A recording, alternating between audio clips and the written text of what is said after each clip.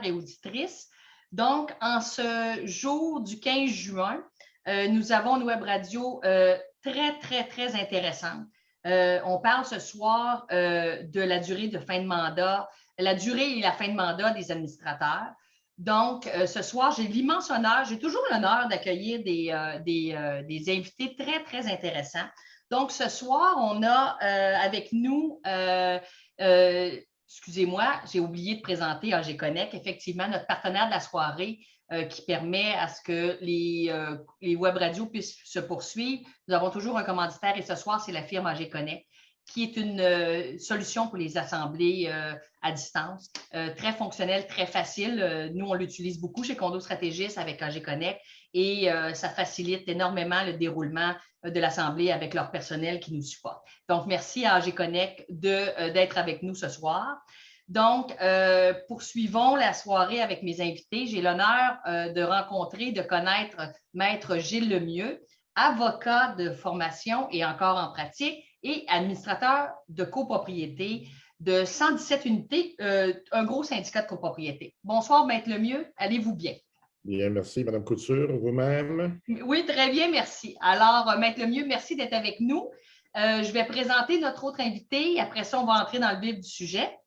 Donc, j'ai l'honneur d'accueillir aussi Maître Carl Michel, avec qui on a déjà travaillé ensemble dans des dossiers. Maître Michel, qui est avocat depuis plus de 6 ans avec LJT, dans surtout la portion au niveau de l'immobilier de la copropriété et qui est très impliqué, qui préside des assemblées et qui est en litige avec qui aide des syndicats en litige et ces choses-là. Bonsoir, Maître Michel, ça va bien? Bonsoir Valérie, oui, ça va bien, merci. Content d'être là. Bien, parfait, on a un beau sujet ce soir pour partager avec nos auditeurs.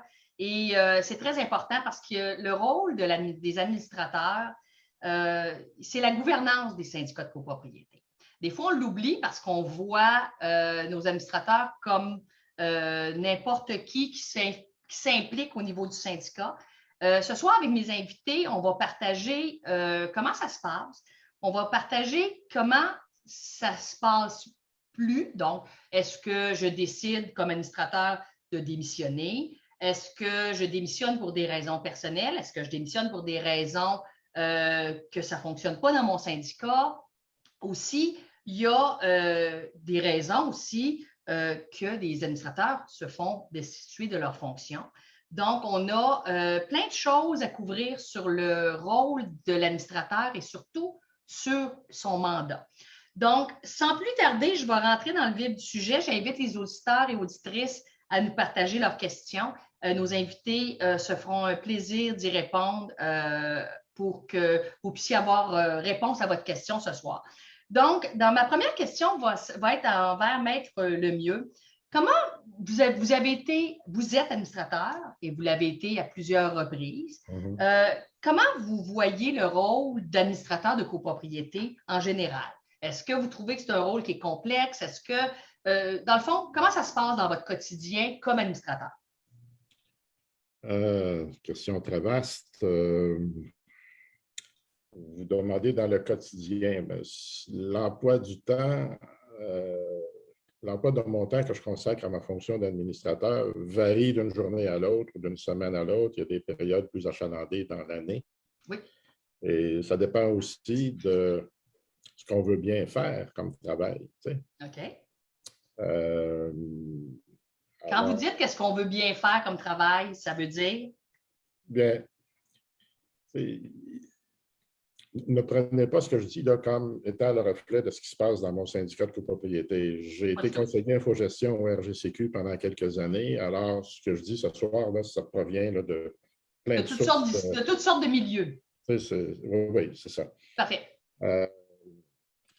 Bien, écoutez, être administrateur peut être un travail très gratifiant, très intéressant quand on travaille avec une équipe de bonne foi qui place l'intérêt supérieur du syndicat au-dessus de leur goût ou préférence personnelle.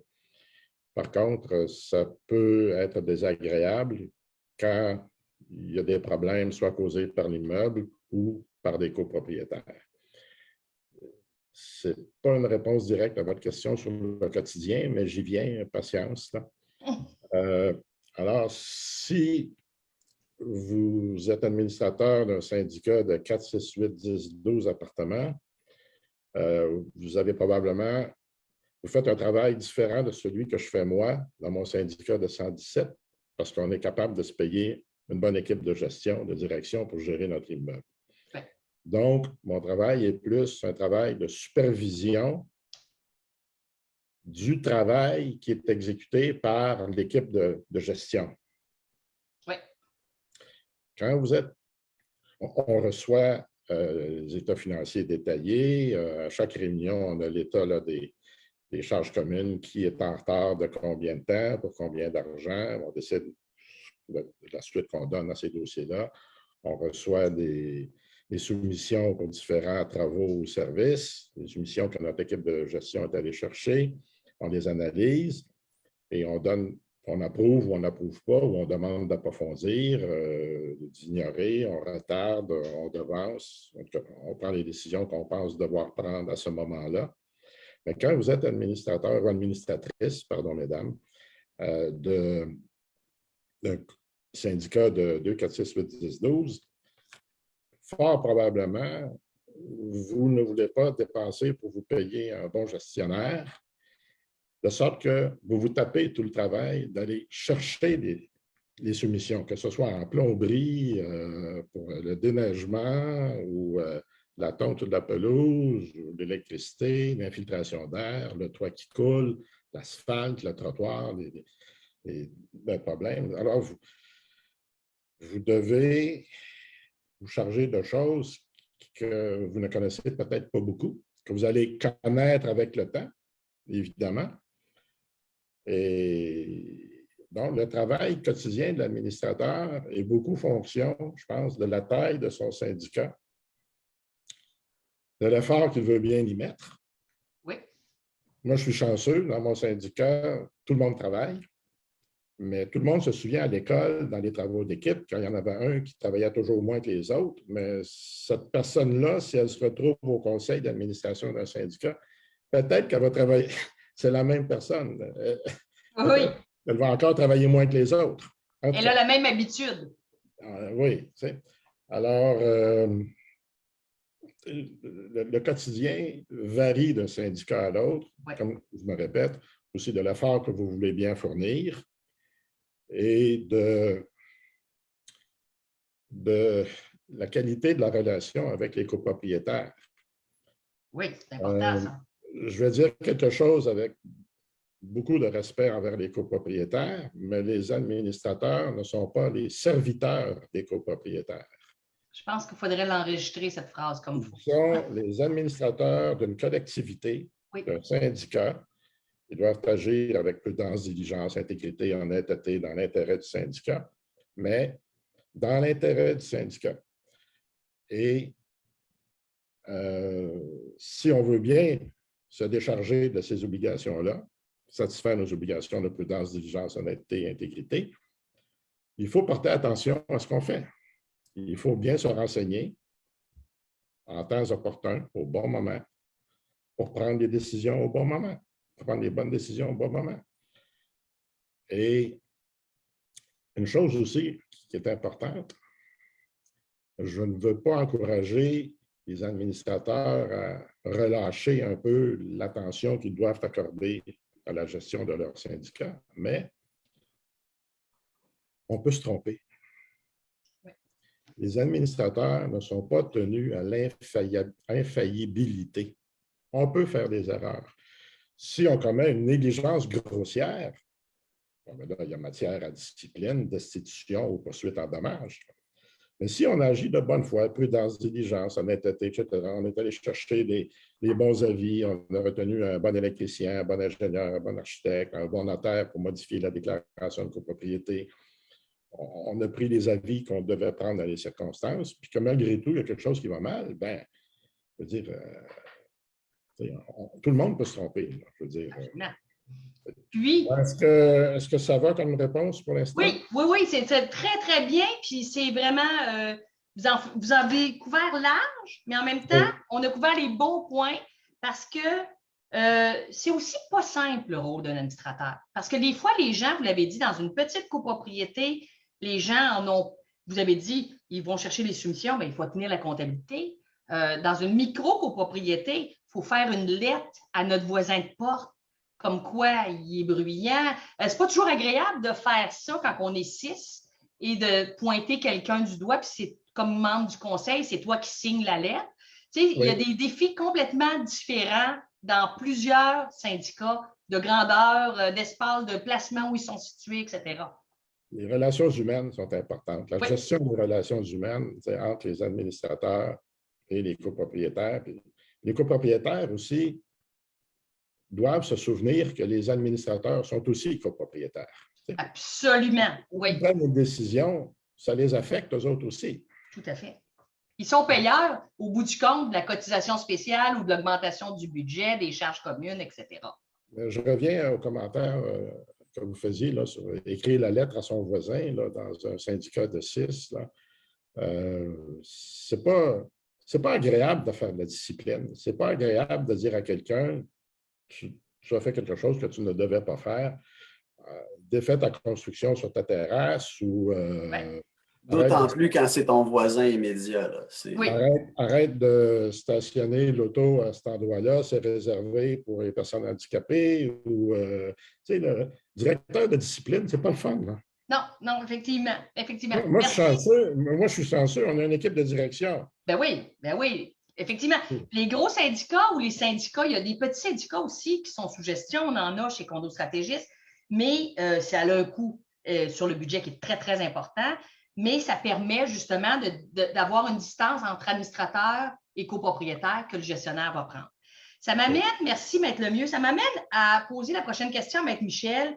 Maître Michel, la durée d'un mandat en copropriété, c'est quoi exactement? Donc, ça dure combien de temps? C'est marqué dans la déclaration? C'est dans le Code civil? Comment ça fonctionne? Bien, règle de base dans le Code civil, il y a l'article 339 du Code civil qui prévoit, et voilà, Gabriel nous le met à l'écran, que la durée du mandat des administrateurs est d'1 an. Et à l'expiration de ce temps, leur mandat se continue s'il n'est pas dénoncé. Règle de base, le mandat dure 1 an. Généralement parlant, les déclarations vont prévoir également un mandat d'1 an, mais ils peuvent prévoir un mandat plus long, plus court. C'est très, très rare, là. Parce qu'évidemment, on veut le faire à chaque assemblée. L'assemblée se tient annuellement. Donc, c'est généralement 1 an ou plus. Des fois, c'est 2 ans, c'est 3 ans. Des fois, c'est même possible d'avoir certains syndicats qui ont des mandats différents pour différents administrateurs. Et j'explique, là, pour assurer une continuité au sein du conseil d'administration, pour assurer un transfert adéquat des informations pertinentes, mais on va prévoir qu'à tous les années paires, il y a 2 administrateurs qui sont élus pendant 2 ans, puis à tous les années impaires, par exemple, il y a 3 administrateurs qui sont élus pendant 2 ans également.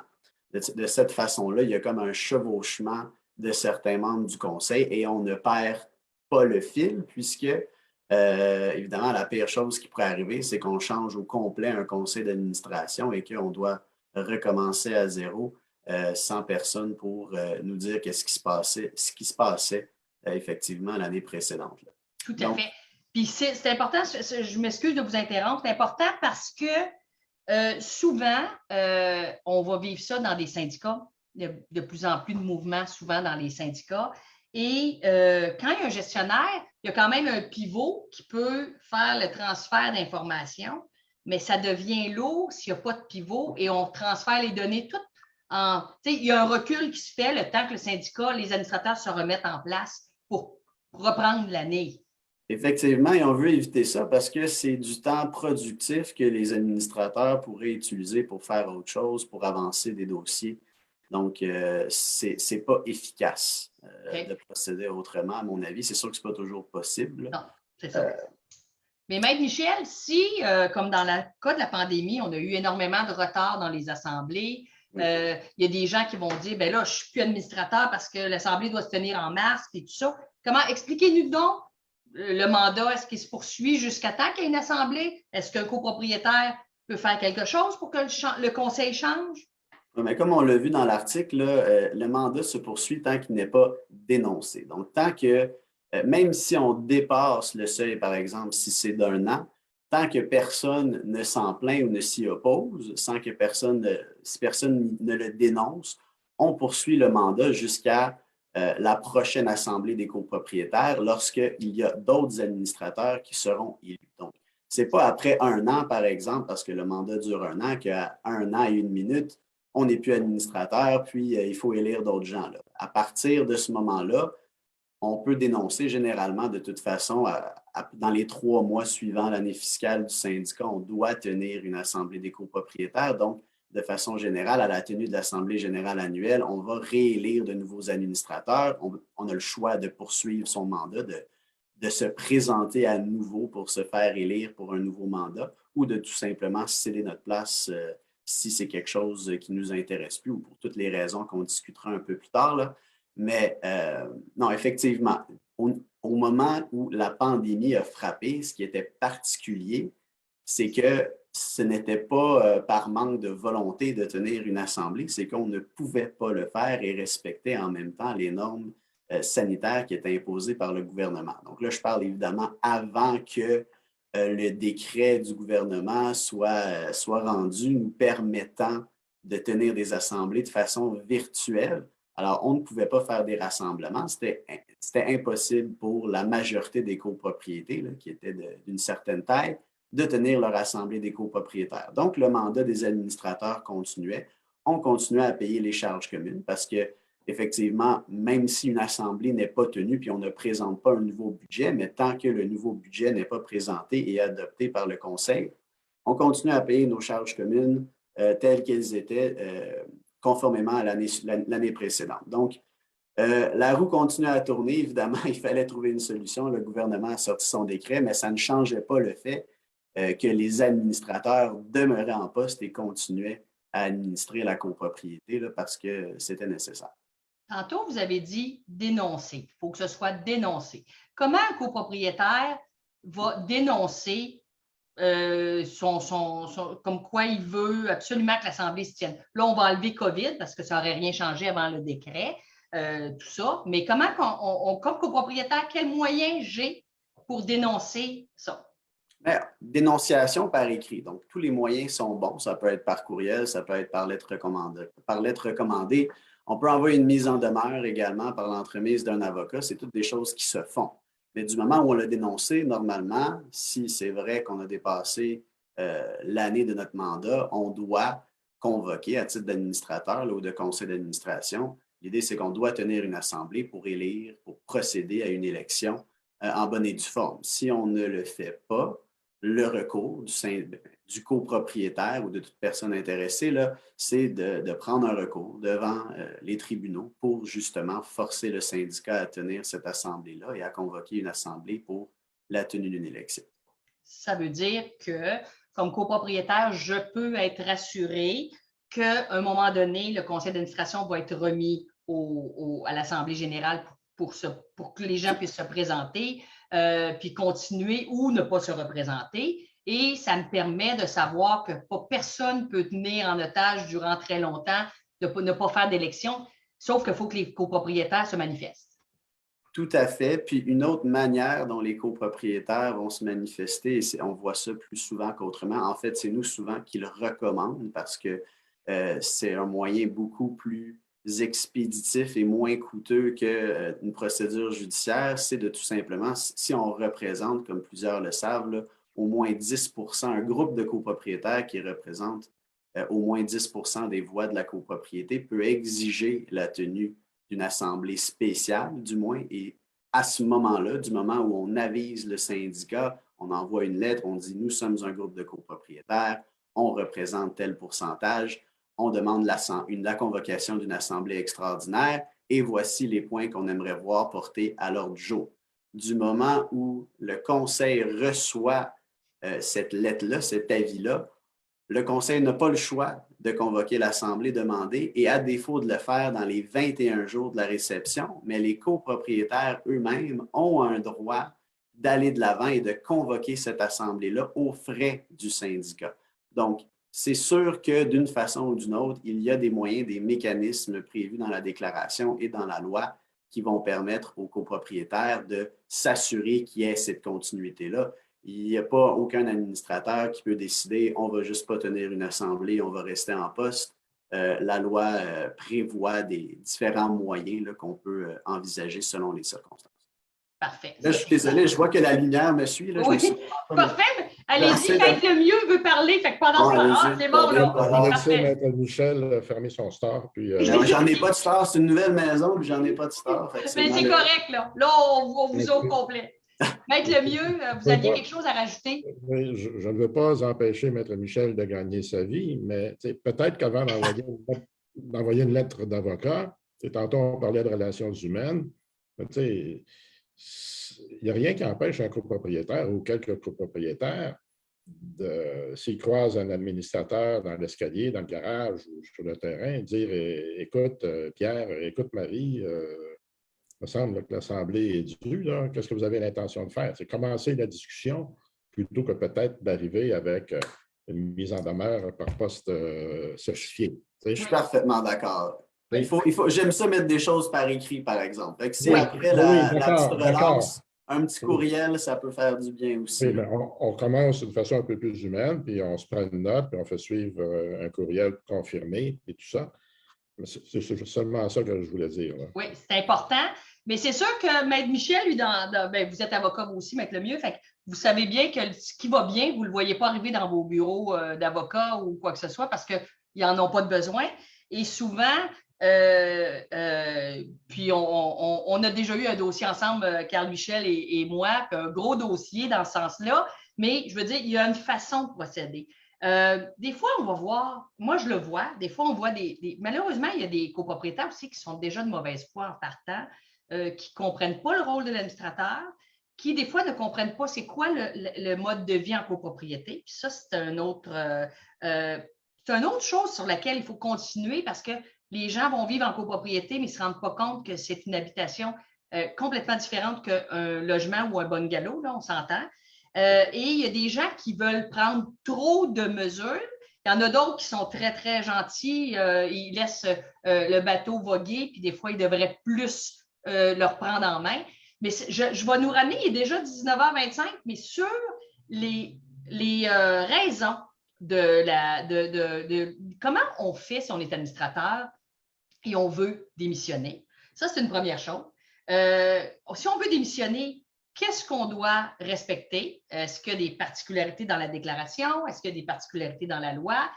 Si ma déclaration dit que je dois siéger pendant 30 jours, peut-être que ce n'est pas une bonne idée que l'administrateur qui veut démissionner soit obligé d'être présent pendant 30 jours encore comme administrateur. Il n'y a peut-être plus intérêt du tout à la collectivité. J'aimerais vous entendre, Maître Michel ou Maître Lemieux là-dessus parce que c'est... si on démissionne de nous-mêmes pour des raisons personnelles, ça va bien. Souvent, on est correct avec ça.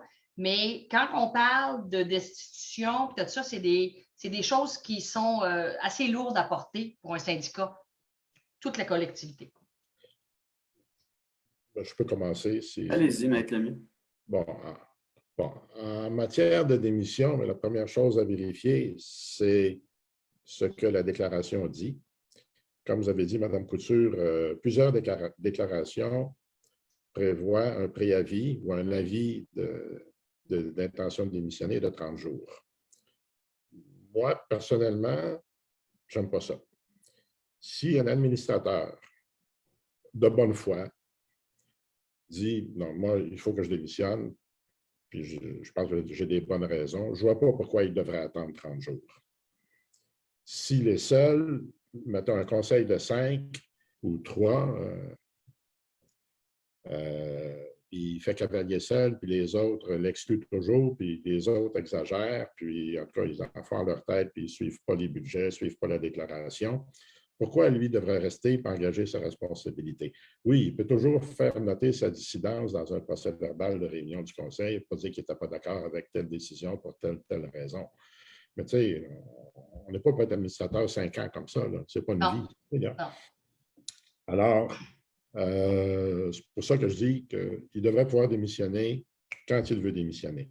Avec une réserve importante, c'est qu'il ne devrait pas démissionner, il ou elle ne devrait pas démissionner de façon inopportune. Donc, à un moment où son départ pourrait causer un dommage. Bon, certains des gens qui nous écoutent disent, ben, qu'est-ce qui peut arriver? Ben, s'il y avait un conseil de 3, puis ils sont rendus à 2, puis la déclaration dit, mais le quorum au conseil, c'est 2. On est en train de faire des travaux. On est à la veille d'approuver une soumission pour refaire l'entrée d'asphalte ou réparer la tuyauterie qui coule. Puis, en démissionnant, mais il oblige celui qui reste à convoquer une assemblée pour élire un nouveau conseil. Ça retarde. On ne peut pas retarder les travaux parce que ça risque d'amplifier les dommages. Alors, il faut user son bon jugement et partir à un moment où on peut partir, mais il y a quand même une limite, là. Alors, c'est ça que je voulais dire. Qu'est-ce qui devrait encadrer généralement? À mon avis, la démission, c'est ce que je viens de dire, mais j'aimerais évidemment entendre Maître Michel. Ce n'est pas un défi, là, mais s'il y a d'autres choses à ajouter. Non, mais tout à fait. Mais par rapport aux 30 jours, c'est intéressant. Là, moi aussi, auparavant, je me disais que c'était inutile là, et je me demandais pourquoi on avait ça. Mais dans certains syndicats où on a juste, par exemple, 3 administrateurs, c'est une petite copropriété, puis on n'a pas de gestionnaire, mais on dépend beaucoup sur les 3 administrateurs. Donc, le 30 jours, et ça, je l'ai vécu dans un dossier, c'est pour ça que je l'ai découvert, là, mais ça a permis, dans ces circonstances-là, aux 2 autres membres du conseil de trouver quelqu'un pour remplacer le membre quittant. Là. Et ça, on va en parler, j'imagine, un peu plus tard, là, de toute cette formule-là, de comment on remplace et tout ça, mais c'est un peu dans cette optique-là qu'on donne 30 jours, pardon. C'est comme un délai aux autres administrateurs en place pour nommer une personne pour remplacer la personne qui a quitté afin qu'on puisse assurer une certaine continuité au niveau des fonctions des administrateurs. Mais c'est une bonne question, avec Michel, ce que vous dites là, qu'on peut le couvrir tout de suite parce qu'il y a des déclarations qui prévoient que le conseil d'administration comble la vacance. Il y a justement un auditeur qui nous a envoyé une question. Si le CA doit être composé de 3 membres et que l'un d'eux démissionne avant l'assemblée annuelle, que se passe-t-il? Bien, c'est là, Michel, je vous écoute, mais il y a des options dans la déclaration, il y a des options dans le Code civil. Mais c'est prévu tant dans la loi et généralement dans le Code civil et aussi à 95% du temps dans la déclaration de copropriété que c'est les administrateurs qui vont eux-mêmes, les administrateurs qui restent, qui vont eux-mêmes remplacer ou remplir le poste vacant au sein du conseil d'administration. Et ça, quand on dit remplir le poste vacant, ça ne veut pas dire qu'ils se divisent la job. Ça veut dire qu'ils vont chercher quelqu'un dans le syndicat eux-mêmes et ils disent « Hey, Gilles Lemieux, est-ce que tu veux venir nous aider? Parce que là, Carl Michel, il est parti et il nous a abandonnés. » Mais dans le syndicat ou ailleurs, parce qu'il faut regarder qu'est-ce qui est prévu dans la déclaration par rapport à qui est habile à être administrateur. Si ça doit être un copropriétaire, à ce moment-là, on doit suivre la déclaration et nommer un copropriétaire absolument. Mais si c'est toute personne physique qui peut ne pas être un copropriétaire, à ce moment-là, on peut aller à l'externe, on peut nommer son beau-frère, on peut nommer n'importe qui temporairement. Mais ça va être effectif jusqu'à la prochaine assemblée. C'est pour assurer la continuité sans qu'on ait besoin nécessairement de convoquer une assemblée, ce qui, mais c'est lourd, puis pour certaines copropriétés, c'est des gros frais. Là. Si on est 6, c'est une chose de se rencontrer sur le toit avec un verre de vin, mais s'il faut engager AG Connect puis mobiliser 117 personnes plus leurs conjoints, la gestion ici et ça devient plus compliqué, ça devient onéreux, donc c'est pour éviter toutes ces choses-là. Tout à fait. Mais il y a certaines déclarations, corrigez-moi si je me trompe, mais qui prévoient ça absolument. Oui. Donc, à ce moment-là, on doit respecter cet article de notre déclaration qui dit qu'on doit convoquer une assemblée générale spéciale si on n'est pas rendu à convoquer notre assemblée générale annuelle. Absolument. Puis même dans certaines déclarations, c'est prévu que si les administrateurs qui demeurent en poste n'ont pas trouvé un remplaçant dans un délai X, mais à ce moment-là, soit le président du conseil ou un copropriétaire peut exiger la tenue d'une assemblée extraordinaire pour qu'on puisse le remplir de façon plus formelle. Donc, OK. Excellent. Là, ça m'amène à quelque chose qui est jamais le fun puis qui brasse souvent. Vous avez certainement vu ça dans vos carrières respectives, la destitution. Parce que souvent, comme gestionnaire de copropriété, on se fait dire par des copropriétaires, bon, ou des administrateurs, quand ça ne fonctionne plus dans la coquille d'administration, bon, comment qu'on fait pour s'en débarrasser de lui ou de elle? Parce qu'il y a des fois des bonnes raisons, il y a des fois que ce n'est pas des raisons fondées, mais cependant, il y a une chimie qui ne fonctionne plus. Donc, c'est sûr que ma gouvernance au niveau de mon syndicat devient en péril. Fait qu'il n'y a peut-être pas grand-chose qui va avancer. Il y a peut-être, comme vous avez dit, Maître Lemieux tantôt, on est peut-être en train de faire des grands travaux. Puis là, il y en a un qui démissionne, il en reste deux, ils ne s'entendent pas. C'est problématique. Donc, la destitution, comment ça fonctionne, la destitution? Oh là là! J'ai été impliqué dans un gros dossier de destitution il y a plusieurs années. Et le commentaire préliminaire que je ferai, c'est qu'il est très important, quand on recrute des administrateurs, c'est de bien s'assurer dans la plus grande mesure du possible, qu'on a des gens qui vont placer l'intérêt du syndicat avant leur intérêt.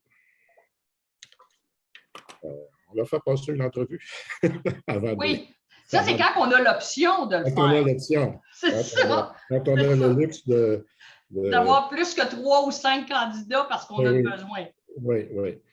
Alors, écoutez, Maître Michel disait plutôt que les détenteurs de plus de 10 des voix peuvent demander au Conseil de convoquer une assemblée et si le Conseil ne la convoque pas, eux-mêmes peuvent la convoquer. Alors, pour destituer, il faut qu'il y ait une assemblée. Généralement, dans mon expérience, c'est quand même limité, mais ce que j'ai entendu et lu, quand on s'envoie à une assemblée de destitution, il y a un sujet à l'ordre du jour, c'est le vote. En fait, il y en a deux.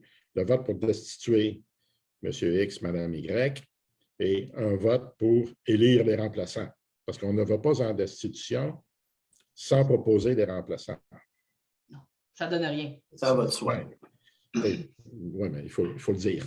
Oui. Alors, il y a une chose qu'il ne faut pas oublier, c'est que ça peut créer un climat pourri dans l'immeuble. Je vous confirme, ça crée. Des gens qui refusent de prendre l'ascenseur, dans le dossier dans lequel j'ai été très engagé, là, les gens ne prenaient pas l'ascenseur ensemble, du même étage. Puis, non, on ne pouvait plus se sentir en bon québécois. Là. Où la campagne de destitution peut être menée ouvertement.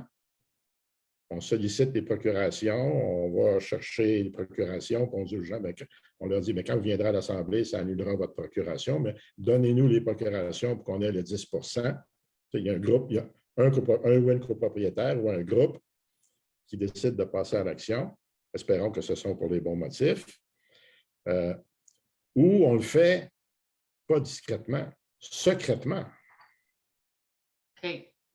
On parle à ceux à qui on a confiance, en espérant qu'on en a plus que 10 Puis, est-ce qu'on va surprendre ceux qu'on vise? Bien, peut-être oui qu'on va les surprendre. Puis dans le cas dont j'ai connaissance, le dossier où j'ai travaillé, ils avaient 29 quelques % des voix.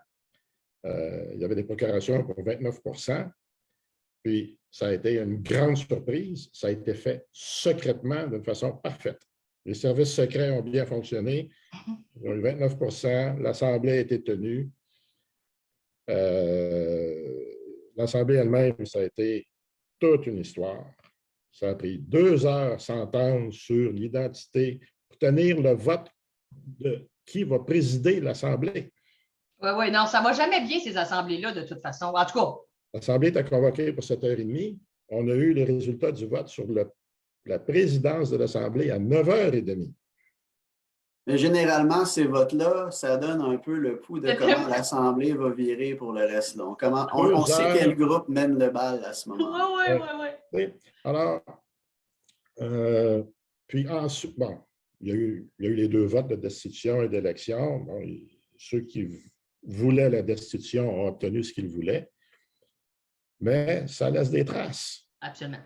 Et ça fait quoi, 6, 8 ans, 6 ans de ça, là, puis des Ce fois, syndicat-là n'est pas plus fonctionnel ben qu'il y oui, a 6 ans. beaucoup plus, mais un de ceux qui a été destitué a finalement vendu, puis il est parti. Ouais. Mais d'après ce que je comprends, il y en a 2 qui sont encore là. Ouais. Il y en a un qui semble, en tout cas, il semble avoir des fois, là, ça bouillonne un petit peu, là, ou ça mijote, là, mais ça a l'air d'être sous contrôle. Mais C'est jamais simple. des fois, on n'a pas le choix. On n'a pas le choix. Il faut y aller, il faut le faire. Qui va se sacrifier pour tenir le flambeau, de mener la parade pour la méchant. gestion? C'est pas évident, là. Ça prend une coin dure, là, pour se dire, là, les deux avec qu'on voit depuis des années dans les meubles, on ne les veut plus sur le conseil. Oui, absolument. C'est l'aspect social de ça aussi qui est intéressant parce que les gens prennent ça très personnel. Puis ce qu'il faut se rappeler, c'est que les copropriétaires ont le droit d'avoir une certaine critique du conseil d'administration. On a le droit de critiquer l'Assemblée. Elle est tenue pour ça. C'est l'opportunité que les gens ont généralement une fois par année là, de poser leurs questions, d'obtenir une reddition de compte et de s'adresser aux autres copropriétaires sur les choses qui les impliquent, qui les inquiètent par rapport à la gestion de la copropriété. Et on a le droit de critiquer le conseil d'administration tant que c'est fait de bonne foi, tant qu'on ne dépasse pas les normes de ce qui est acceptable socialement. Évidemment, c'est mon rôle ou le rôle du président d'Assemblée de s'assurer que ces échanges-là se fassent dans le respect, bien évidemment, mais au final, les gens prennent ça très personnel. On a le droit de ne pas être d'accord avec d'autres gens qui voudraient voir le conseil ou l'administration du syndicat se faire autrement. Et au final, la copropriété, c'est une démocratie. Donc, on va laisser les copropriétaires voter et on va vivre avec le résultat tout simplement. Et on n'a pas toujours le résultat qu'on veut. Nos voisins aux États-Unis, vous l'avez vu là, en 2016, qu'est-ce qui est arrivé chez eux. Donc, je pense que ce n'est pas tout le monde qui était content, mais c'est ça la démocratie. C'est la majorité, ou dans certains cas, la majorité qui gagne. Et puis, il faut vivre avec. Donc, on a le droit de critiquer. Il faut se rappeler que ce n'est pas toujours personnel parce qu'on a des différences d'opinion. Puis si quelqu'un demande la convocation d'une assemblée pour destituer et remplacer les administrateurs, ce n'est pas nécessairement qu'on pense que ceux qui sont en place ne font pas leur travail ou que c'est des incompétents. C'est qu'on voudrait des fois voir d'autres choses se faire au niveau de l'administration, la gestion au jour le jour pour le syndicat. Mais Maître Michel, ça m'amène à une question. Est-ce que vous pouvez donner à nos auditeurs quel genre de motif vous avez vu lors de destitution de conseil d'administration? Y en a-tu des fois que c'est farfelu? Parce que tantôt, Maître Lemieux dit ils sont ramassés 23 ou on a besoin de 10 %. Est-ce que ça arrive dans vos syndicats où on vous appelle en renfort que c'est complètement farfelu? Est-ce que la majorité du temps, c'est de bonnes raisons, comme vous venez de dire, c'est qu'on veut juste voir la gouvernance faite d'une autre façon, sans être... Parlez-nous de ça, parce que je sais que vous avez du vécu là-dessus. Oui, je vous dirais que c'est très partagé. Je vous dis, des fois, là, c'est vraiment frivole, puis c'est simplement des gens, par exemple, qui voudraient micro-gérer le syndicat, qui posent énormément de questions sur des choses qui relèvent de la compétence du conseil d'administration. Moi, je suis d'avis que le conseil d'administration a le choix d'être plus ou moins transparent, mais on n'a pas besoin de donner des réponses individuellement à chacun des copropriétaires et de suivre, en plus faire des suivis à ces questions-là. Ça ne finirait jamais dans un immeuble des centaines de copropriétaires. Et évidemment, ça peut faire en sorte que certains copropriétaires qui posent ces questions-là soient choqués, disent qu'il y a un manque de transparence, puis que ça part souvent sur des vendettas personnels, là, parce qu'eux, ils ont été personnellement atteints, sont personnellement blessés, froissés par le fait qu'ils ne sont pas en mesure d'obtenir les réponses à leurs questions. Et c'est d'ailleurs la raison pour laquelle on tient des assemblées, c'est pour informer les copropriétaires. C'est écrit dans la loi, c'est écrit dans la déclaration. C'est à l'Assemblée des copropriétaires, une fois par année, qu'on fait une reddition de compte au niveau de l'administration aux copropriétaires. Ça ne veut pas dire qu'on ne répond pas aux copropriétaires de façon générale sur des questions importantes. On peut faire des suivis, des notes d'information et on donne. Mais l'idée, c'est de donner la même information à tout le monde en même temps quand c'est des éléments d'intérêt général. Là, je divague, là, mais l'idée, c'est que certes, je vois souvent des situations où c'est des relations interpersonnelles qui ont viré au vinaigre, qui font en sorte qu'on demande la destitution d'administrateur. Et souvent, dans ces cas-là, ça transparaît dans les actions, dans les paroles des gens qui demandent cette destitution-là. Et c'est possible qu'ils réussissent à trouver 10% des copropriétaires qui font du porte-à-porte, qui comptent des histoires à certains qui vont leur remettre une procuration. Mais une fois qu'on tient l'Assemblée, généralement, les gens voient à travers ça et évidemment, encore une fois, la démocratie se prononce sur la situation et les gens qui sont en place demeurent parce qu'on peut voir que les motifs derrière la demande ne sont pas fondés. Il y a d'autres situations, puis comme Maître Lemieux le dit, où on n'a pas le choix. Il y a une incompétence flagrante, il y a un manque de diligence, de prudence et de diligence au niveau du conseil d'administration. On prend des décisions qui ne sont pas dans l'intérêt de la copropriété. Et des fois, par exemple, c'est vraiment dans une zone grise. C'est une décision d'opportunité et on pourrait préférer une façon de faire à une autre. Ça arrive et on laisse les copropriétaires décider. Puis il y a d'autres fois où c'est vraiment, vraiment flagrant que, évidemment, on a un grand nombre de supporters pour la demande de convocation d'une assemblée. On procède à la démission en bonne et due forme parce que les personnes qui sont là présentement ne font pas le travail et ne sont pas capables de faire le travail clairement. Mais ça m'amène une question, ces histoires-là, pour les gens qui nous écoutent et tout ça. Il y a une convocation. C'est possible que ça ne passe pas. Donc, ça se peut que le conseil qui était déjà là puisse rester là. Ça se peut aussi qu'il y ait certains membres qui ne soient pas réélus, qui sont remplacés par d'autres. Fait qu'on peut voir un peu de toutes sortes de situations en fin de course sur ça. Oui. Absolument. Certainement, oui. OK. Ça m'amène à vous parler de quelque chose. C'est en relation très, très serrée avec le rôle d'administrateur, la rémunération des administrateurs. On va appeler ça des jetons de présence. On va appeler ça, il y a des gens qui vont dire une paye, ce n'est pas une paye en tant que telle. Mais qu'est-ce qu'on en pense de la rémunération des administrateurs, de votre vécu, toutes les deux? Maître Lemieux, je commence par vous. Ma vision personnelle à ce sujet a toujours été la même depuis toujours. Je suis profondément contre la rémunération des administrateurs.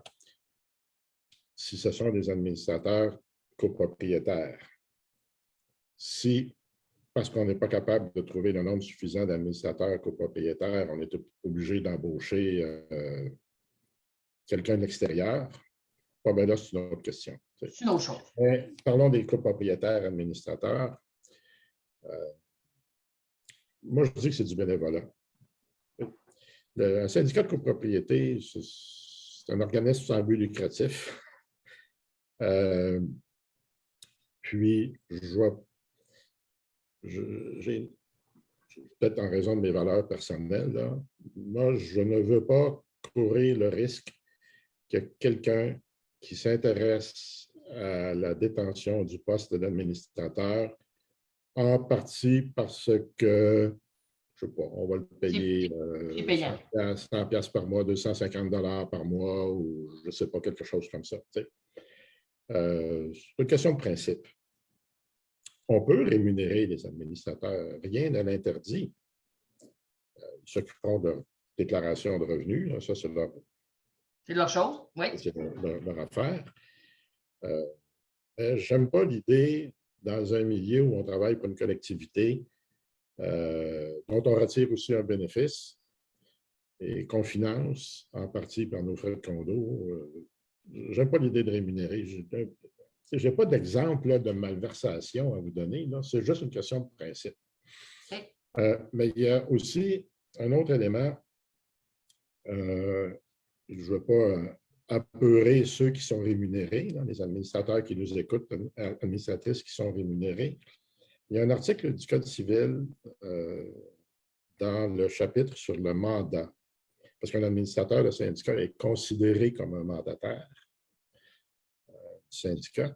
Il y a un article du Code civil dans le chapitre du mandat à l'effet que quand un juge doit décider s'il doit condamner monsieur ou madame administrateur, administratrice à payer des dommages, verser des dommages au syndicat, il peut considérer le fait que l'administrateur ou administratrice en question ait été ou n'a pas été rémunéré.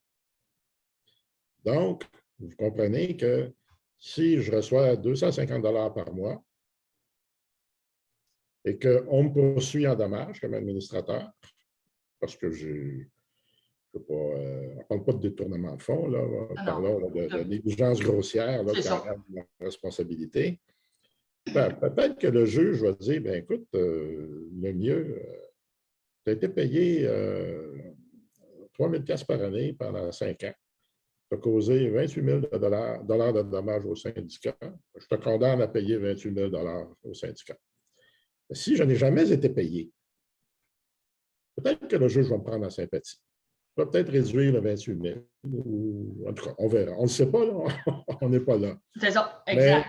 Mais c'est un point. Comme avocat, moi, je ne peux pas oublier cet article-là.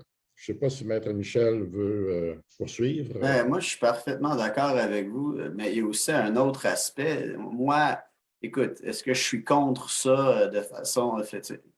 Je ne suis pas contre nécessairement, mais je ne suis pas pour non plus. Je trouve ça un peu inutile parce que qu'on reçoive 150, 250 $, 500 $ par mois après impôt, ça revient à pas grand-chose pour le travail qu'on fait. Peu importe qu'on se fasse payer ou pas payer, on s'entend entre nous que c'est du bénévolat.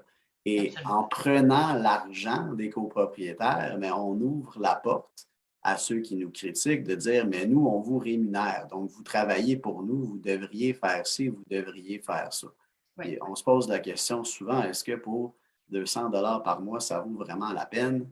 Je ne penserais pas. Je pense que la majorité des administrateurs vous diraient que non. J'ai une question d'une dame qui est quand même bonne parce que ben, on vit ça, mais la dame a dit, dans ma copropriété, 2 administrateurs passent 6 mois en Floride. Est-ce acceptable?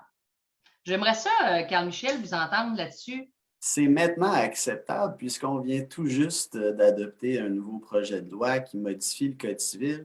On introduit des articles qui nous permettent de tenir tant les assemblées des copropriétaires que les réunions du conseil d'administration par tout moyen nous permettant d'échanger verbalement ensemble. Donc, effectivement, maintenant, c'est officiel, on peut le faire. Pendant la pandémie, on pouvait le faire aussi. Il y avait un décret qui nous le permettait. Avant ça, ça devait faire partie de la déclaration de copropriété. Donc, est-ce que c'est acceptable dans la mesure où on est en mesure de tenir des réunions du conseil d'administration? Puis, il y a toujours une bonne administration, un bon fonctionnement au niveau du conseil. Je ne vois pas de problème. En tout cas, au niveau légal, il n'y en a pas. Ça m'amène à une autre question. Juste, avez-vous vu des déclarations avant la COVID qui permettaient les tenues du conseil ou des assemblées générales à distance? Est-ce que vous en aviez déjà vu de ça? Ça commençait. J'en avais peut-être vu quelques-unes, mais c'était très rare. C'était quelque chose d'assez nouveau. Oui. Parce que, en fait, là, des fois, je vais être très honnête avec vous, il y a des conseils qui tenaient déjà leur réunion par Zoom ou par Teams sans que ce soit prévu dans la déclaration. Donc, c'est juste quand quelqu'un, dans un cas particulier où on s'est opposé à ça, on dit, vous ne pouvez pas faire ça, ce n'est pas permis par la déclaration, qu'on a tout simplement décidé de modifier la déclaration pour le permettre au final. Et voilà les articles du Code civil. Donc, c'est 1084.1, les administrateurs peuvent participer à une réunion du conseil d'administration à l'aide de moyens permettant à tous les participants de communiquer immédiatement entre eux. Donc, c'est exactement ça. Même principe pour l'Assemblée des copropriétaires, là. On peut le faire, mais c'est rendu un choix. Pendant la pandémie, c'était une obligation parce qu'il n'y avait pas d'alternative, mais maintenant, c'est rendu un choix. Peu importe le rôle au conseil, qu'on soit président, secrétaire, vice-président, trésorier ou administrateur, tout simplement, c'est permis malheureusement, des fois, les gens, puis je comprends, des fois, les gens pensent qu'ils sont administrateurs, qui sont partis à l'extérieur, tout ça, qui ne font pas de choses comme administrateurs. Mais il ne faut pas oublier que le rôle d'administrateur, puis corrigez-moi si j'ai tort, j'aimerais pas savoir tort, mais c'est vraiment de gouverner. Ce n'est pas de prendre le pic puis la pelle puis commencer à racler le terrain. Donc, des fois, les gens mélangent peut-être aussi le rôle d'administrateur dans une petite copropriété, c'est de faire ce que des contrats externes peuvent faire. Donc, la gouvernance du syndicat, tenir les livres, faire respecter les règlements, puis ces choses-là, bien, comme vous venez de le dire, Maître Michel, ça peut être fait à distance parce que maintenant, la loi le permet. Tout à fait. Puis il y a souvent des gestionnaires aussi qui le font, là. Donc, ils font le legwork, comme on dit là, en Oui. anglais. Puis, au final, les administrateurs se réunissent puis ils prennent les décisions. Je pense que M. Maître Lemieux l'a touché là-dessus plus tôt. Là. Dans une plus grande copropriété, généralement, le rôle des administrateurs, c'est de se réunir, d'analyser l'information, les différentes situations qui sont apportées par le gestionnaire, que le gestionnaire gère au jour le jour, et de prendre des décisions basées sur ce qu'ils reçoivent comme information. Tout à fait. Puis Mais ça, allez-y, Maître Lemieux. s'ils reçoivent, encore faut-il qu'il y ait quelqu'un qui le leur fournisse. Je veux dire, s'ils n'ont pas de gestionnaire, tu sais, il y a un duplex en condo, là. Oh non. Je veux dire, Tu es la personne de maintenance, tu fais tous les rôles. Ouais, c'est concierge, tu sais, là. Concierge aussi, c'est ça. Alors, Oui. tu sais. Non, c'est sûr qu'on comprend très bien que dans le monde de la copropriété, il y a une grande différence entre la petite, il y a la petite, dont on l'appelle trois unités, mais ce n'est pas le même rôle. C'est juste que des fois, dans des plus grandes copropriétés, il faut ramener comme gestionnaire de copropriété, il faut ramener toujours nos administrateurs en disant, vous n'êtes pas là pour tout courir dans les corridors puis faire tout ce que les gens vous demandent. Vous êtes là pour gouverner, prendre les décisions, de voir au suivi de l'entretien du bâtiment, de la pérennité de l'immeuble, de faire certaines choses. Mais des fois, il faut vraiment ramener nos administrateurs à l'ordre dans un nouveau monde maintenant qui sont plus, comment je dirais, avec toutes les lois qui se sont ajoutées, projet de loi 16, etc., bien, c'est sûr qu'on a comme rajouté des choses dans la gouvernance qu'on n'avait pas avant. Puis, ça permet justement de s'assurer un meilleur suivi des bâtiments. Si vous permettez, madame, le rôle de l'administrateur d'un syndicat de 2, 4, 6, 8 ou 100, 150, 200, c'est le même. Je le sais. Non, mais parce que tantôt, je ne veux pas vous pointer, là. Pas tout.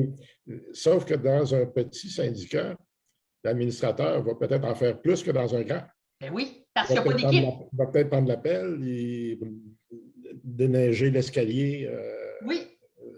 Convoquer une assemblée pour 200 personnes ou pour 3 personnes, c'est le même papier. C'est juste qu'on l'imprime plus souvent. Si on veut le faire correctement, c'est la même charge de travail, sauf la photocopie qui est différente. C'est ça. On se comprend absolument parce que, pas bien que ça, les moyens ne sont pas les mêmes non plus. Je veux dire, tu sais, déjà, déneiger une entrée pour 6 puis pour 12, elle risque d'être probablement semblable. Le déneigement, mais il est divisé en 12. Fait que, tu sais, plus on est petit, plus que ça coûte cher par copropriétaire. Et on s'entend, un copropriétaire, bon, je vais l'appeler très désagréable, voire quérulent, bien, quand on est un petit syndicat, il fait mal. Tandis que les administrateurs sont au bout des fois du rouleau et tout ça. Tandis que dans un plus gros, c'est comme pris un peu en main par le gestionnaire. L'avocat est engagé rapidement pour faire une lettre. On appelle Maître Michel. On lui dit, bon, ben ça suffit, envoie-lui une lettre et tout ça. Tu sais, c'est pas la même dynamique. Fait que c'est plus difficile de ramener nos plus petits syndicats au Québec dans un rôle de gouvernance que dans un syndicat d'ampleur de plusieurs unités. C'est sûr qu'on n'a pas les mêmes choses. Et dans certains cas, ça, c'est la situation que vous venez de décrire, ça constitue une des raisons qu'on voit souvent. Pourquoi les gens démissionnent? C'est parce que les gens, surtout dans les petites copropriétés, ils veulent bien faire le travail, mais quand on a un copropriétaire qui incessamment pose des questions critiques, envoie des courriels, ces gens-là, ils font un travail bénévole. Ce n'est pas des experts en droit de la copropriété. Ils remettent en question toutes les décisions que ces gens-là vont prendre. Ils se disent, regardez, moi, j'ai d'autres choses à faire, là. je démissionne, puis vous vous arrangerez avec vos troubles. Et ça, c'est une des raisons qu'on voit très souvent, surtout dans les petites copropriétés, à savoir pourquoi les gens démissionnent ou quitteraient leur mandat avant la fin du terme. Là. Oui, c'est clair, ça. C'est plus facile de critiquer en petite copropriété qu'en très grande copropriété, à mon avis. Oui. Oui, parce que la structure n'est pas la même. Fait qu'on va pointer directement. Et c'est aussi plus difficile, je le crois, en petite copropriété d'être administrateur parce qu'on est très proche de nos gens. On est très proche pour des fois être obligé d'intervenir, comme on l'a dit tantôt, de dire, tu sais, ton sac à déchets ne peut pas rester, tes souliers dans le corridor ne peuvent pas rester. Mais aussi, on est, comme conseil d'administration, très pointé du doigt s'il y a des travaux qui sont obligés d'être effectués, qu'il n'y a pas d'argent pour le faire. Et là, on devient les mauvais qui veulent dépenser de l'argent sur le bâtiment pour rien. Fait que tout ça, tandis qu'en grosse copropriété, écoutez, les montants sont plus élevés, mais en tout cas, selon moi, ça se passe beaucoup mieux parce que c'est plus organisé à long terme. Là, on va retrouver un monde, les gens sont tous obligés de s'organiser, mais la plus petite copropriété souffre des fois un petit peu plus. Mais aussi, en grande copropriété, on est moins gêné d'aller chercher l'aide dont on a besoin, soit par les avocats, que si on est 3, 4, 5, 6, c'est peut-être une dépense qu'on ne veut pas encourir. Alors que les grosses copropriétés, je veux dire, nous, il y a plusieurs syndicats pour lesquels on a un dossier général, on les assiste constamment avec tous les problèmes qu'ils puissent avoir au niveau de l'administration, de la convocation des assemblées, on écrit des avis juridiques. Donc, ça va avec le budget, puis les administrateurs ont ce droit-là de se doter de l'aide d'avocats, d'ingénieurs, d'un gestionnaire, de tout ce système de support-là qui va faciliter leur mandat. Et malheureusement, comme on a dit tantôt, il n'y a pas de distinction dans la loi entre une petite et une grosse copropriété. Et malheureusement, ils ont les mêmes obligations en vertu de la loi. Et c'est problématique. Je ne vais pas prétendre avoir la solution magique pour ça, mais c'est quelque chose c'est un enjeu qu'on vit. C'est un gros enjeu actuellement dans la copropriété. Chers invités, il est 19h59. Ça m'amène au mot de la fin. Donc, merci dans un premier temps à Maître Gilles Lemieux d'avoir été avec nous. C'est un plaisir de vous avoir avec moi comme panéliste ce soir. Merci, Maître Carl Michel de LJT. Toujours un plaisir de vous voir. Merci pour vos expériences et vos conseils au niveau de nos gens qui écoutent. On le dit, la web radio sera sur Condo Légal, donc pour rediffusion au moment où les copropriétaires, administrateurs ou autres veulent la revisiter, elle sera là. Donc, merci. On vous invite naturellement à lire le livre, la deuxième édition qui vient d'être mise à jour par Maître Papineau et Maître Philippe Gagnon-Marin sur l'administrateur de condo. C'est en lien directement avec notre sujet de ce soir qui était plus axé sur le mandat de l'administrateur. Mais dans ça, il y a plein de choses. On vous invite à vous procurer. Je pense que pour 24 $, chaque syndicat de copropriété devrait en avoir un exemplaire pour le partager à ces nouveaux administrateurs qui prennent le dossier en main. On les remercie d'ailleurs, tous les administrateurs bénévoles, même s'ils ont un petit jeton de présence, on s'entend que c'est plus du bénévolat qu'autre chose. Donc, ce soir, on vous invite à aller voir la fiche pratique, durée, fin de mandat, donc du conseil d'administration, la démission, la destitution, peu importe, les détails sont tous là. Je vous invite, merci encore à G-Connect qui était le présentateur de la soirée ce soir pour vos assemblées virtuelles. Il faut avoir un logiciel qui répond au standard des lois. Maître Carl-Michel, si je fais erreur, vous avez le droit de rajouter un mot. Absolument. Qui nous permet de garder le caractère secret du vote. Donc, ce n'est pas toujours possible avec Zoom ou Teams. Il faut une plateforme qui nous permette de le faire. Parfait, merci. Donc, merci à G-Connect. Et demain, ça a été publié, on avait 2 web radios. Justement, je fais le marathon 2 soirs de filée. C'est une web radio très, très importante où on va avoir avec nous, pour traiter le sujet de la professionnalisation du métier de gestionnaire, Maître Yves Jolicoeur, que tout le monde connaît. Il y aura Mme Élise Beauchesne de la firme Solutions Condo qui sera avec nous pour discuter. Il y aura, mon Dieu, monsieur, j'ai un blanc de mémoire totale, de la firme Elix, Guillaume Bernier, désolé, de la firme Elix qui sera avec nous pour échanger. Donc, on vous invite à être là. C'est très important. Toutes les lois s'organisent et se concrétisent. Donc, il faut que le métier de gestionnaire suive aussi pour qu'on puisse assurer une meilleure protection des copropriétés et de leurs copropriétaires. Donc, demain soir à 19h, c'est un autre rendez-vous. Merci encore, M. Lemieux et M. Michel, de votre présence avec moi ce soir. C'est un plaisir. Merci à toi, Valérie. Ça a été un plaisir et bonsoir à tous et à toutes. Merci. Bonsoir tout le monde. Au revoir.